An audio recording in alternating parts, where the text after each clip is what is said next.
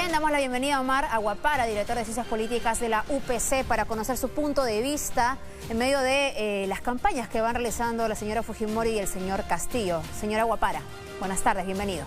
Hola Fátima, buenas tardes, gracias por la invitación. Bien, queremos partir en términos generales a la pregunta de por qué se puede hablar con tanta, vamos a decir, ligereza de traer abajo instituciones que uno considera contribuyen, en cierto modo, a mantener la democracia, la gobernabilidad, a pesar de todas las crisis que hemos pasado estos últimos años. Creo que tiene mucho que ver con la coyuntura que estamos viviendo. Tiene mucho que ver con este contexto que ha marcado a la política peruana en los últimos 5 años, ¿no? Un sistema y unos actores políticos bastante desprestigiados por escándalos de corrupción, por la confrontación que hemos vivido con 4 presidentes en 4 años y sumado al impacto que ha tenido la pandemia sobre la vida de los ciudadanos, ¿no? Y es un escenario propicio para un discurso radical, para un discurso que promete romper todo, que promete básicamente destruir todo aquello que se pueda haber avanzado en términos institucionales, como bien señalas, en el caso de la Defensoría, en el caso del Tribunal Constitucional, en el caso de la ATU, en el caso de la SUNEDU. Del Congreso también. En algún Exacto, momento ¿no? se dijo. Creo que es un tipo de discurso que no ha tenido mucha cabida en el Perú, pero que creo que ha encontrado un espacio por esta mezcla de factores que han coincidido en este año, ¿no? La pregunta es si no ha tenido mucha cabida en realidad en los últimos años, porque hubo apoyo realmente de un grueso de la población, por ejemplo, cuando se cerró el Congreso y ya no había este equilibrio de poderes que es tan importante para la democracia. Pero hablando de la rigidez en el discurso, leía rápidamente su columna y usted habla que probablemente no hay necesidad, según la visión de Perú Libre, de modificar o suavizar este discurso. Las encuestas no están dándole esa información o ese incentivo al candidato, ¿no? El argumento va por el lado de cuál sería el incentivo, cuál sería el motivo para que alguien como Castillo, con un discurso radical, vea las encuestas y sienta que tiene un margen de 20, 15 o 10 puntos sobre su rival, no tiene un aliciente como para buscar un centro como se ha hecho en el pasado. Un ejercicio interesante en ese sentido es la comparación con la elección del 2011, por ejemplo, en la que Ollanta Humala pasa a segunda vuelta con Keiko Fujimori también, y arranca la primera encuesta de la segunda vuelta adelante, arranca con un margen importante, 6, 7 puntos, pero rápidamente cae. Y es a raíz de que se encuentra o empatado técnicamente o muy cerca, perdiendo con Keiko, que hace gestos de moderación. La famosa hoja de ruta, la famosa firma en San Marcos, son gestos que buscan ampliar su atractivo dentro del electorado. Ahorita las encuestas no le están dando esa información a Pedro Castillo, ¿no? De acuerdo, solamente se ha apelado a llamar a la tranquilidad a la empresa, pero respecto de las otras propuestas que pueden sonar radicales para otros, solo se dice que ya el pueblo decidirá, siendo esto muy abierto en realidad, si hablamos de que finalmente tenemos representantes. Pero entonces, en contraste, más bien la señora Fujimori es vista como la continuidad de un modelo que al sector informal y a las personas que están más desfavorecidas con la pandemia no le parece que le sirve. Como mencionaba al inicio, el problema tiene mucho que ver con la pandemia, ¿no? Mucha gente hemos perdido millones de puestos de empleo en el último año. El mensaje de no cambiar mucho las cosas de repente no está siendo tan efectivo.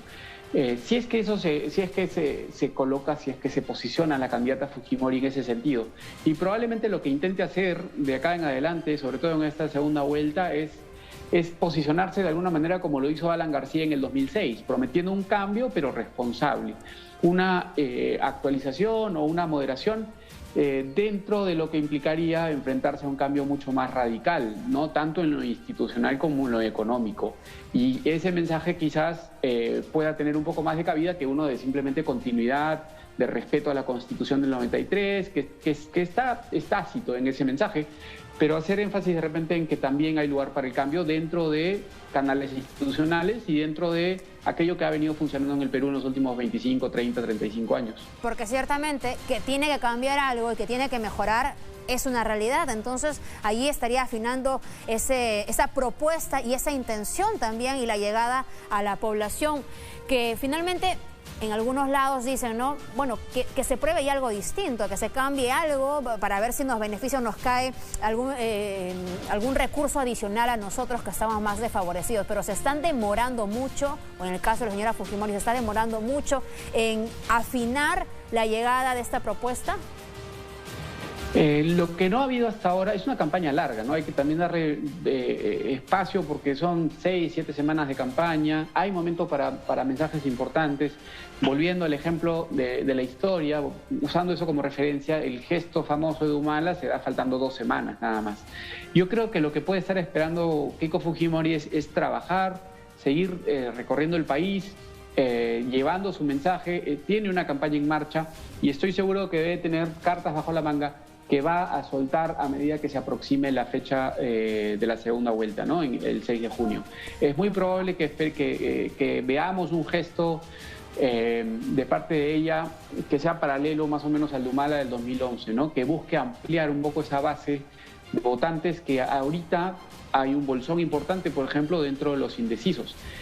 Ahí hay bolsones interesantes que pueden todavía estar en disputa. Ahora, estamos viendo un incremento en el dólar, estamos viendo también que ciertamente hay empresarios. Estaba dividida la opinión en realidad de los empresarios, pero el temor de las inversiones, porque se habla de variar la cantidad de los impuestos que se puedan quedar, como el impuesto a la renta, ¿no? 70% versus el 30% actual, sin considerarse los otros adicionales que realmente se pagan. Entonces, la pregunta sería, finalmente, ¿cuál es lo que usted prevé en las próximas semanas en torno a, por ejemplo, el alza del dólar, las inversiones, según las propuestas de los candidatos? Probablemente, viendo cómo están las encuestas hoy, con mucha cautela, ¿no?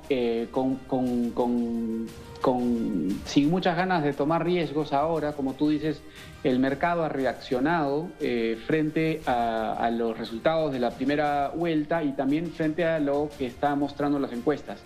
Y eso explica un poco los movimientos que vemos, por ejemplo, en el tipo de cambio, en el valor de en el precio de ciertos productos de necesidad de consumo básico. Y lo que va a marcar mucho lo que vaya a pasar de acá en adelante va a ser el resultado de estas encuestas, ver quién cobra fuerza en las próximas semanas. Y una vez que tengamos un ganador, obviamente creo que los mensajes que den en términos de planes de gobierno, en términos de equipos, también va a ser importante para calmar a los mercados, ¿no? Y ese es un fenómeno común que ha pasado mucho en América Latina, donde un gobierno de izquierda, radical o moderado, ha llegado al poder. Y lo que esperan los mercados en ese escenario siempre es una señal, ¿no? Es una señal de que pueden invertir o simplemente una señal para buscar mercados más atractivos. Bien, señora Guapara, yo le quiero hacer una pregunta que probablemente suena muy sencilla, pero que es importante para ilustrarnos un poco a los ciudadanos.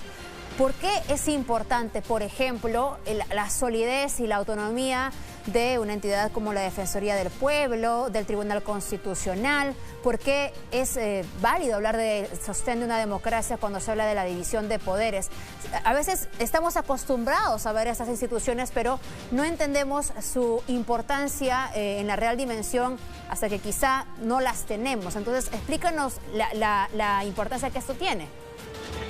Toda institución, sea el Congreso de la República, sea el Tribunal Constitucional, sea la Defensoría del Pueblo, funcionan para, de alguna manera, representar o proteger o fiscalizar el poder en el país. Son instituciones que han costado mucho trabajo construir, son instituciones que han ganado, en algunos casos, en varios casos, como la Defensoría del Pueblo, bastante aceptación. Estoy seguro que es una de las más recordadas por los ciudadanos. Cumplen un rol muy importante en sus distintas arenas, ¿no? El Congreso en su función de representar, el Tribunal Constitucional en su encargo de hacer valer por la separación de poderes, por ejemplo, de no permitir que ningún poder se abuse del otro. La Defensoría del Pueblo es una de las instituciones peruanas que con mayor presencia en el territorio nacional. todas estas instituciones son las que permiten que podamos jugar en democracia. De acuerdo. No hay que perder eso de perspectiva porque es algo que no hemos tenido en gran parte de nuestra historia republicana y que nos ha costado mucho recuperar cada vez que lo hemos perdido. De acuerdo. Y también podríamos hablar de la importancia o no, para que usted lo explique, de SUNEDU, de que se reinserten también en los colegios directores o docentes que lamentablemente no han aprobado, no han participado de la meritocracia en medio de la docencia, que es tan importante, ¿no?, para la reforma de la educación.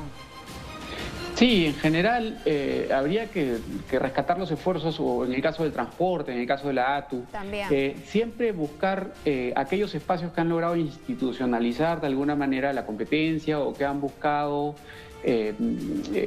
proteger los intereses de la ciudadanía. Eso creo que queda muy claro en el caso del transporte, queda también claro en el caso de la educación, instituciones como SUNEDU que han buscado de alguna manera sacar del mercado, regular la oferta de la educación. Hemos visto casos, y lo vemos en todo aspecto de la sociedad, ¿no?, de mucha informalidad. Y para ello es importante el rol de estas instituciones que vigilan y protegen los intereses y los derechos de los ciudadanos. Bueno, vamos a ver al final qué decide la ciudadanía. La invitación siempre es a averiguar por nuestros propios medios también la importancia de las instituciones que por algo existen, ¿no? Por algo se han ido reformando y modificando también en el tiempo y trayendo abajo. Entonces, esa sería la invitación y la reflexión. Quedan varias semanas todavía, señora Guapara, y lo comprometemos más adelante a poder conversar sobre la campaña. Encantado. Bien, muchas gracias. Fátima.